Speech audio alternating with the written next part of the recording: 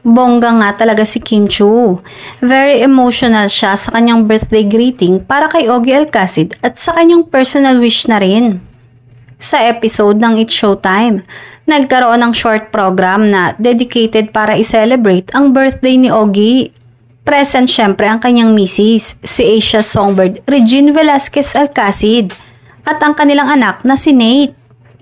Ilang personalidad ang nagbahagi ng kanilang mensahe para kay Ogie.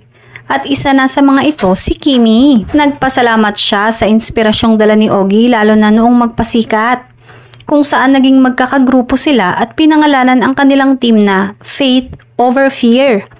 Isang pangalan na inspired sa advice ni Ogie. Nasabi nga ni Kim na hanga siya sa pagmamahalan ni Ogie at Regine.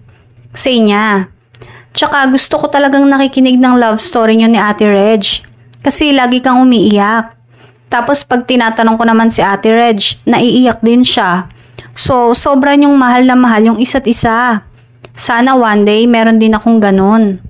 Sinagot naman ito ni Regine na may pang-uurot. Say niya, "Pwede ba akong magsabi? Baka Kim meron na.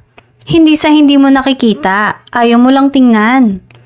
Marami namang netizens at mga fans ni Kim ang nag-react na baka si Paolo Avellino ang tinutukoy ni Regine. Marami rin ang humanga sa pagiging sincere ni Kim sa kanyang pagbati.